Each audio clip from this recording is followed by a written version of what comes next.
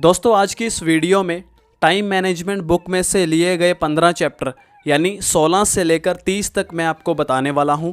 इससे पहले ऑलरेडी मैं वीडियो पब्लिश कर चुका हूं जिसमें पहले 15 चैप्टर बताए जा चुके हैं। अगर आपने उस वीडियो को नहीं देखा तो डिस्क्रिप्शन में लिंक मिल जाएगा। इस वीडियो को देखने से पहले उसे ज़रूर देख लेना। तो आइए स्टार्ट करते हैं। चैप्टर नंबर 16 है निश्चित समय पर काम करें। दोस्तों हमारे शरीर में एक घड़ी होती है जिसे बायोलॉजिकल क्लॉक कहा जाता है। जब आप निश्चित समय पर काम करने की आदत डाल लेते हैं तो आपका शरीर उसी अनुसार ढल जाता है। यदि आप हर दिन दोपहर 1:30 बजे खाना खाते हैं तो आपको उस समय अपने आप भूख लगने लगेगी। यदि आप हर दिन रात 10 बजे सोते हैं तो आपको उस समय अपने आप नींद आने लगेगी। ये बायोलॉजिकल क्लॉक है जो आपसे निश्चित समय पर निश्चित काम करवा रही है। बस आपको आदत डालकर इसमें चाबी भरनी पड़ती है। नेक्स्ट है नंबर 17 समय की बर्बादी के गुरुत्वाकर्षण के नियम को जानें। आम अमेरिकी कर्मचारी के कामकाज में एक दिन में 50 व्यवधान आते हैं जिनमें से 70% का उसके काम से कोई संबंध नहीं होता। दोस्तों यदि आप हवा में छलांग लगाएं तो क्या होगा? पृथ्वी की गुरुत्वाकर्षण शक्ति के कारण आप नीचे आ जाएंगे। यही समय के मामले में भी होता है। जैसे कि आप कोई महत्वपूर्ण काम शुरू करते हैं वैसे ही बाधाओं की गुरुत्वाकर्षण शक्ति सक्रिय हो जाती है और आपको नीचे धकेलने लगती है। वे आपसे कोई दूसरा काम करवाने को कहेंगे, कोई आपसे मिलने आ जाएगा, किसी का फ़ोन आ जाएगा, बॉस आपको कोई अति आवश्यक काम थमा देगा, पत्नी बाज़ार से कोई ज़रूरी सामान मंगवाएगी, बच्चे होमवर्क में आपसे हेल्प मांगेंगे। यह सब कुछ और नहीं, ये गुरुत्वाकर्षण का ही नियम है। नेक्स्ट है नंबर 18 न्यूटन के गति के पहले नियम का लाभ लें। आप 10 मिनट में बहुत कुछ कर सकते हैं। ये 10 मिनट अगर चले गए तो हमेशा के लिए चले जाएंगे। अपने जीवन को 10 मिनट की इकाइयों में बांट दें और निरर्थक गतिविधियों का न्यूनतम समय बर्बाद करें। दोस्तों न्यूटन का गति का पहला नियम कहता है जो चीज़ जिस अवस्था में है उसी में बनी रहती है जब तक कि उस पर बाहरी बल का प्रयोग ना किया जाए। यह वस्तुओं पर ही नहीं व्यक्तियों पर भी लागू होता है। आप जिस अवस्था में हैं उसी में रहेंगे जब तक कि बाहरी बल का प्रयोग ना हो। यह बाहरी बल कहाँ से आता है? या तो दूसरों के दबाव से या फिर आपके अनुशासन से, आपकी स्वप्रेरणा से। नेक्स्ट है नंबर 19 यह महत्वपूर्ण नहीं है कि आपने कितने समय काम किया, महत्वपूर्ण तो परिणाम है। गति और प्रगति में गफलत ना करें। बच्चों का आगे पीछे हिलने वाला घोड़ा गति तो करता है लेकिन प्रगति नहीं करता। दोस्तों कर्मचारी के लिए महत्वपूर्ण पैमाना यह है कि उसने कितना समय काम किया, जबकि कंपनी के मालिक के लिए महत्वपूर्ण पैमाना यह है कि उसने कितना मूल्यवान परिणाम दिया। आप किसी भी क्षेत्र में चाहे हों, सबसे सफल लोगों का ध्यान हमेशा परिणाम पर केंद्रित होता है। वास्तविक संसार में महत्वपूर्ण यह नहीं होता कि आपने कितने समय काम किया, महत्वपूर्ण तो यह होता है कि उसका परिणाम क्या निकला। नंबर 20 तय करें कि कौन सा काम कब करना है। मैंने यह सीखा है कि हम कुछ भी कर सकते हैं लेकिन हम सब कुछ नहीं कर सकते, कम से कम एक समय में तो नहीं। इसलिए प्राथमिकताओं के बारे में सोचते समय आपका ध्यान इस बात पर केंद्रित नहीं होना चाहिए कि आप कौन से काम करते हैं, बल्कि इस बात पर होना चाहिए कि आप उन्हें कब करते हैं। टाइमिंग ही सबसे महत्वपूर्ण चीज़ है। दोस्तों जिस तरह सभी जूते एक नाप के नहीं होते उसी तरह सभी काम भी एक समान नहीं होते। कुछ काम महत्वपूर्ण होते हैं जिनमें ज़्यादा समय और एकाग्रता की ज़रूरत होती है। कुछ काम छोटे होते हैं जिन्हें आसानी से कभी भी पूरा किया जा सकता है और कुछ काम ऐसे होते हैं जिन्हें आप नहीं कोई भी कर सकता है। यही टाइम मैनेजमेंट काम आता है। आप महत्वहीन काम दूसरों से करवा सकते हैं और समय खरीद सकते हैं। नंबर 21 सुबह जल्दी उठें। सुबह का पहला घंटा पूरे दिन की दिशा तय करता है। दोस्तों जो जल्दी सोता है वही जल्दी उठता है। उसके पास स्वस्थ, पैसा और बुद्धि रहती है। इस कहावत को आज के युग में जितना ज़्यादा नज़रअंदाज किया गया है उतना किसी दूसरी कहावत को नहीं किया गया। सुबह देर से उठने पर आपके पास दूसरे कामों के लिए समय तो रहता है, लेकिन अपने लिए समय नहीं रहता। नंबर 22, 1 घंटा व्यायाम करें। जो लोग सोचते हैं कि उनके पास शरीर के व्यायाम के लिए समय नहीं है, उन्हें देर सवेर बीमारी के लिए समय निकालना पड़ेगा। दोस्तों, आपको हर दिन 1 घंटा सुबह के लिए निकालना चाहिए और इस 1 घंटे में आपको अपने शरीर की देखभाल करनी चाहिए। अपने स्वास्थ्य और सौंदर्य की देखभाल करने के लिए 1 घंटे का समय ज़्यादा नहीं है। आखिर शरीर की बदौलत ही तो आप अपने सारे काम कर रहे हैं। अगर यही स्वस्थ नहीं रहेगा तो आप इस सुंदर संसार का आनंद कैसे ले पाएंगे। नंबर 23, टीवी के संदर्भ में सावधान रहें। इससे ज़्यादा निरर्थक कुछ नहीं है कि आप वह काम कुशलता से करें जिससे किया ही नहीं जाना चाहिए। दोस्तों, टीवी के कारण आज जितना समय बर्बाद हो रहा है उतना इतिहास में कभी किसी दूसरी वजह से नहीं हुआ। टीवी के कई दुष्प्रभाव होते हैं, लेकिन हम यहाँ पर सिर्फ केवल समय की बर्बादी के बारे में ही बात करेंगे। एक सर्वे में यह पाया गया है कि लोग हर सप्ताह लगभग 17 घंटे टीवी देखते हैं, यानी लगभग 2.5 घंटे प्रतिदिन।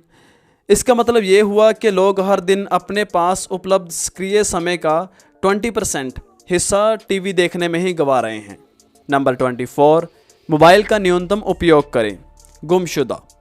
कल सूर्योदय और सूर्यास्त के बीच के 2 सुनहरे घंटे, जिनमें हीरे के 60 मिनट जड़े हुए थे, खोजने वाले को कोई इनाम नहीं दिया जाएगा क्योंकि वे हमेशा हमेशा के लिए चले गए हैं।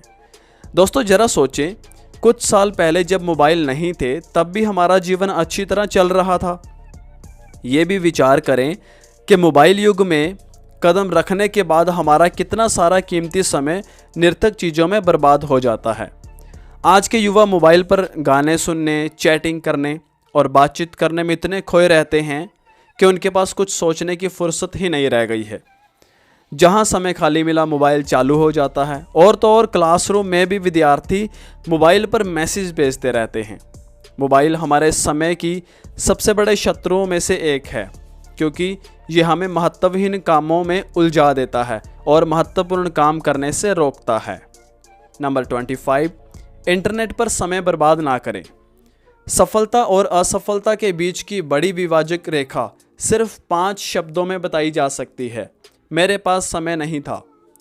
दोस्तों, ज़्यादातर लोग इंटरनेट को वरदान मानते हैं, लेकिन जरा ठहरें, इंटरनेट अभिशाप भी तो साबित हो सकता है। देखिए, हर अच्छी चीज़ की तरह ही इंटरनेट का भी दुरुपयोग हो सकता है और होता है।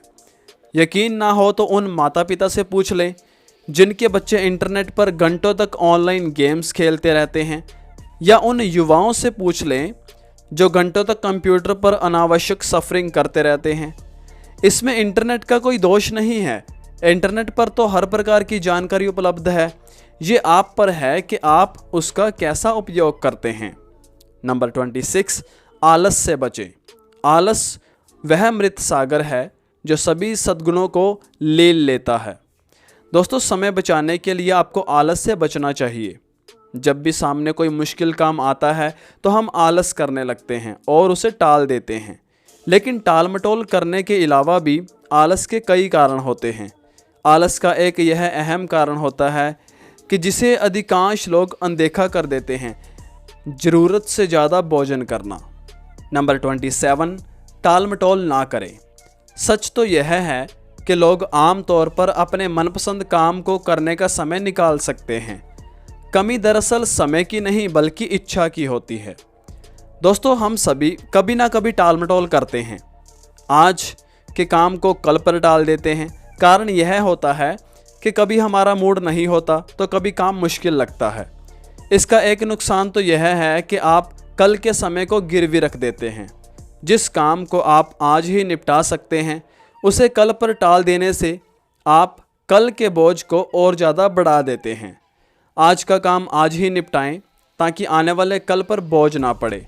संभव हो तो आने वाले कल के कुछ काम भी आप आज ही निपटा लें ताकि कल के दिन आप पर कोई दबाव ना पड़े, आप दबाव कम हो जाए और आप उसमें नए काम कर सकें।